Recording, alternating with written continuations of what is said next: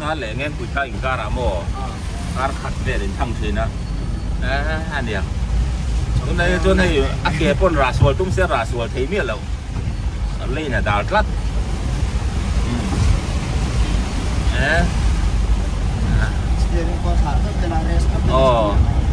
ama ini kat ngal vek tiang kong ngan plan phe dun mi ju la cha troi ngoi ju cha tak kala ni kan kal le na tu te ngai to chuan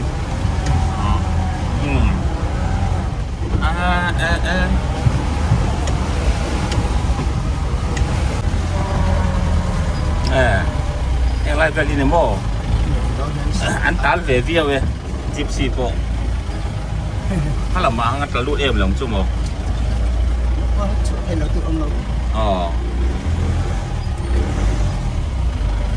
gypsy po ni sida kan to ka alo tal chau về view đi hi lại hi a chelu tu ka hi motor train kan chuk ringot ani mà cho thì hắn rong cát thật là dễ mà ya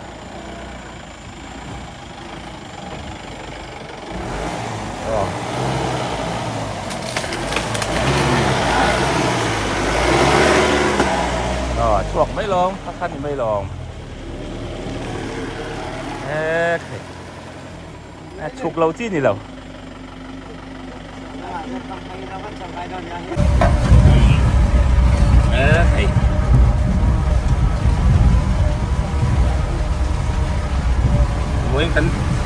với cánh chuyển công rất chủ trong rồi chuộc xìm xìm mà chuộc xìm có thu đấy về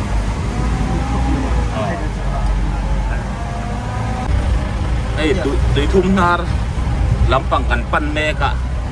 cắn công chú ăn uống bắc lẩu anh này steering cắt bắc con ai lẩu thua ra cắn lút rách mày thì em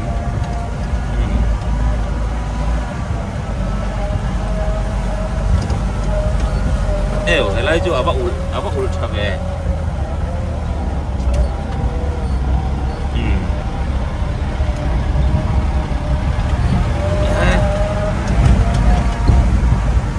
dia le deu tai yang lấy cho bong chat tak ni mai yang lấy về cho pun dang ngai to chuan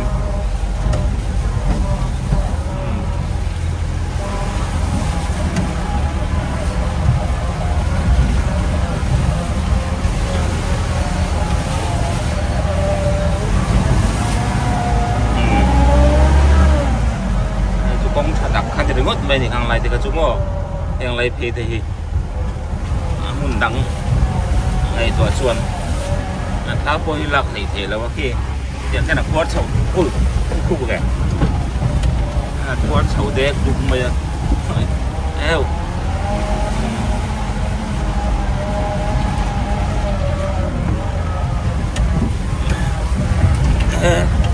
anh mà đi xây nó sắp khóc mày aku ya kuan nge kaltu di pos ya har kumai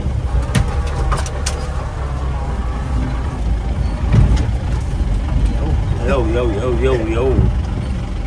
lalu tami suka ngayem kan lalu ta tarut bel lolo sila di kan ka lampang kau ka tai loloi la wow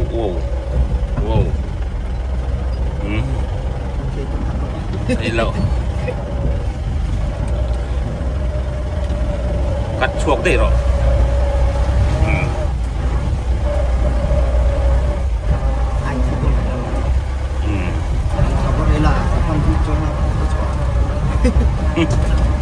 bà em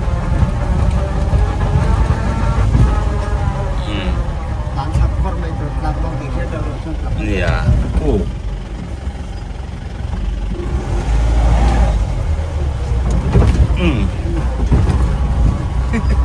por maya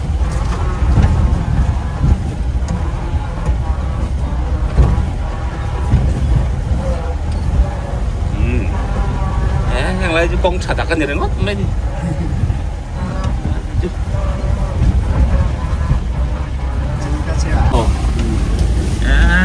กัน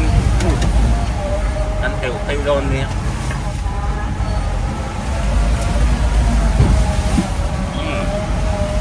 เอวแต่ว่าเราเป็นสร้างแผล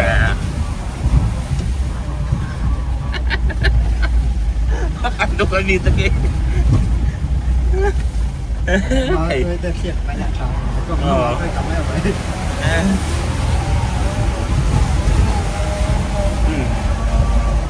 ๋ยวหอบเดี๋ยวให้จัด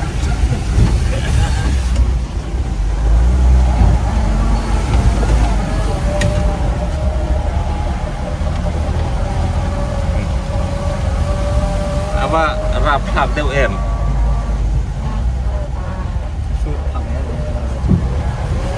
จิปซี่เขาจะระชูดนี่ค่ะนี่ที่นี่มีโปรแกรมชูดเท่าไหร่กันบ้างให้ดูกงชันนี่ตัวไอ้กลางกงศพคือที่โซนละหมากันกันหลงนะเอวเอาว่ารับภาพชิ้นเอ็ม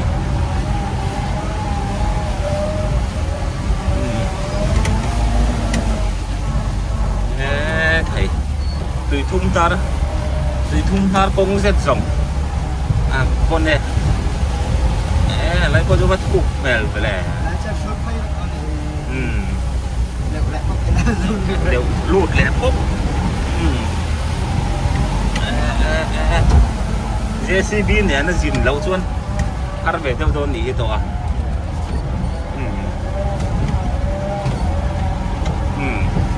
bây giờ thì chậm chậm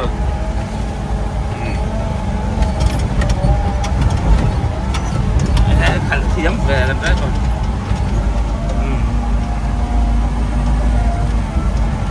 xây xin sau Nhật Bản điểm không? Con trong mặt các chủ con xe. Dạ. Đeo tì lẩu ăn chưa đi. Phải nụ cháy thế bộ cái năng lôm lệ. Mong lắm căn tì. Mong lắm căn tì xây xin hát hả mày ạ.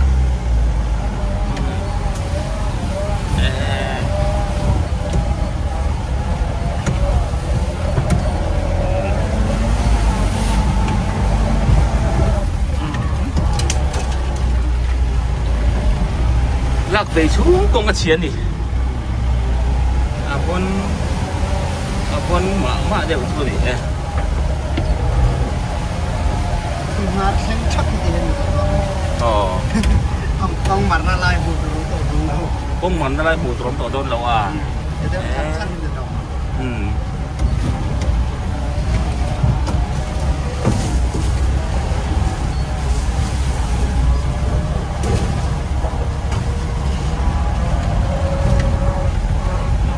Hay lại có lâu trở về để đâu lắm hay thầy từ thùng ngát bông rất rộng các quý miệng miệng em mau tròn gần tụ cái lần này gần tụ là mau tròn gần tụ cái lò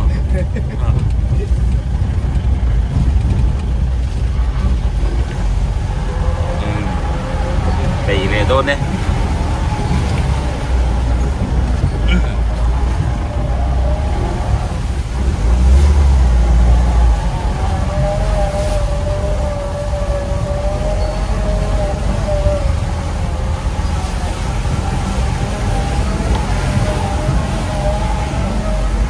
motor siam tu te hian tin pakhat ka ngai tu chuak oil chamber hi chunglama da thei ni sel sa tu le tro tàu kế hi lâu không xía chúng là mà hiện đã thì sẽ là engine chúng là mà hiện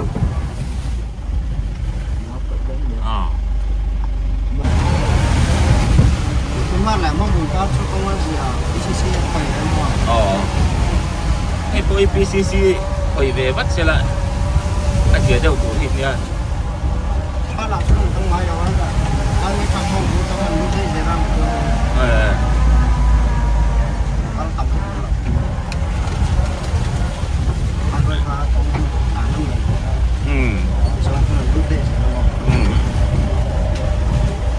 con em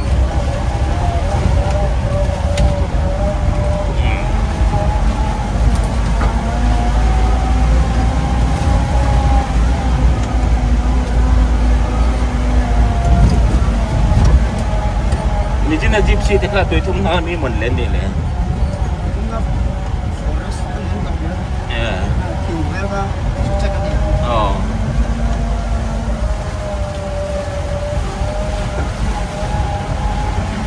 nó vâng buồn em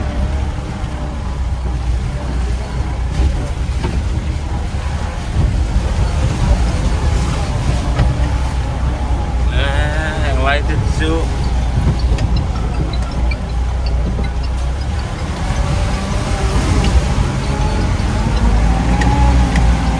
Hell.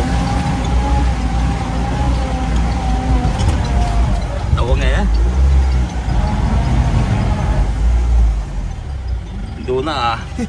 Đu na lục.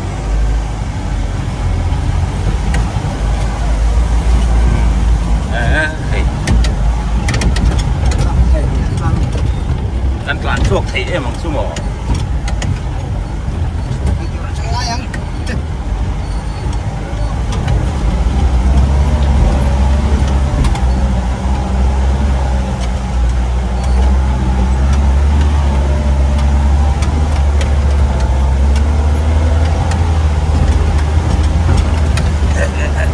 Oh,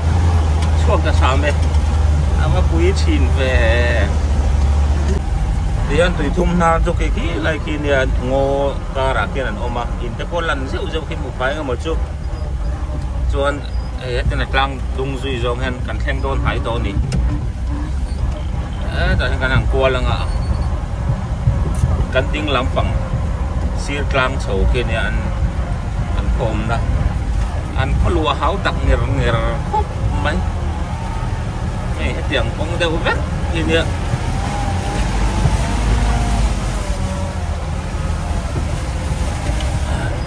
lu sim kan tuma kan lu tan ni mai ani lau chuan tingai na om lo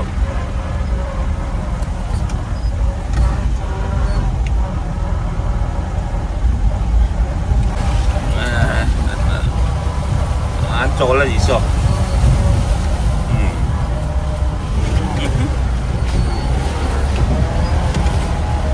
này chỉ trồng trái nè nhanh cho lên mi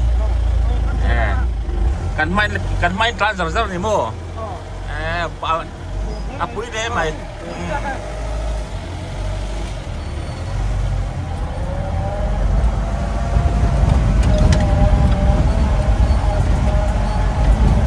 tian tui thung nar kan lut chau don ni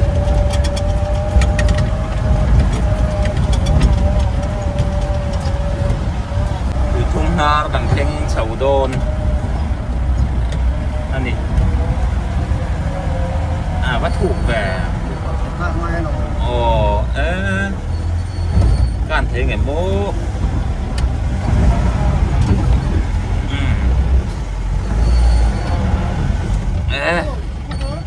chụp băng thì đuôi tàu mãi chứ thì cũng nó gần lụt sâu ta phải và hành ra phát ngái về thì cũng là wow hơi là bạn nghe mình nông hà đồn gần gần ta có là một con đang ở đâu có điểm mà có chuông cho nên bây giờ thì nó bán không dạ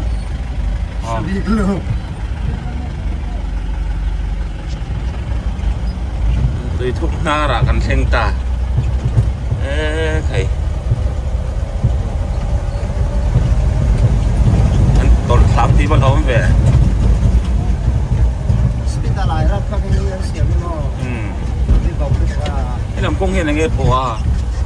cho son mong của công bố hai quay trong nó chỗ nó không phải có xiềng phải kiếm chút số pha để ta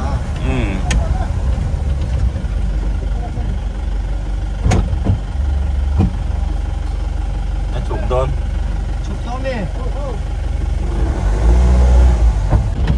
thì anh tùy thùng nار có xuống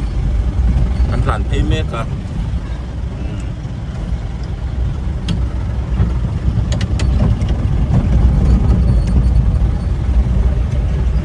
chú bảo thêm qua lo mềm lệ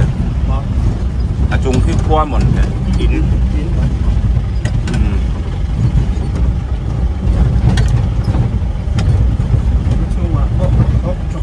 bike chu plan su ham don ta meประชุมคงเบ็ดจัลหลอมพวกเราพวกกงละคัดติบกไงนมเรานี่ไงที่ลำปังได้เห็นไอ้ที่ยังเปียกยังเนี่ยอันนี้แกบิ๊ก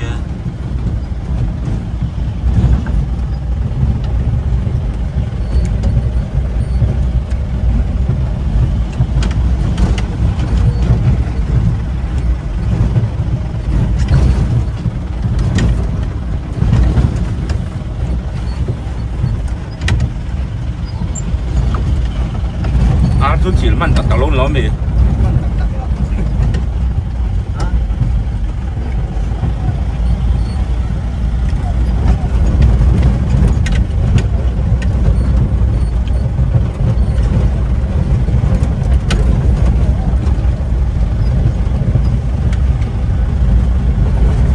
ก็ช่วงที่บล็อกแม่นอมพวกเราเนี่ยฮะไม่ต้องหรอก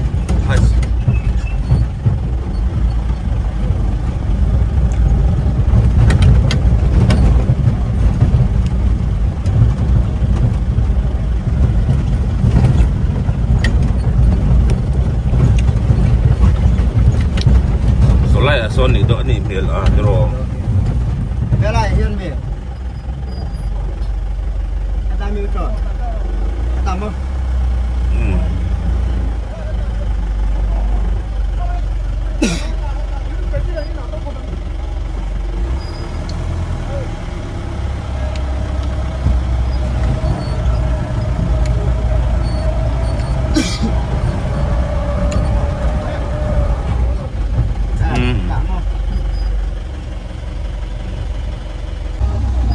เลยตุยทุ่มนาร์กันชัวสันเลยโดนให้กันกัลกงชัวนี่อุ้ย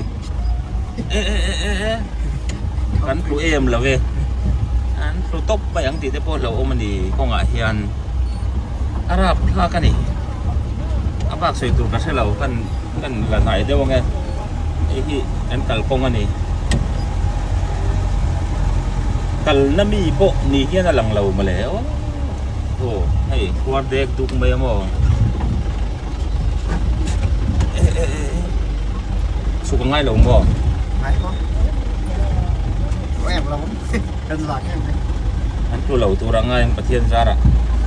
ไอ้ที่ตัวน่ะกงอมดานั่นเนี่ยตัวเขาก็ล้วงแค่เราเทสิเรากงอาเฮียน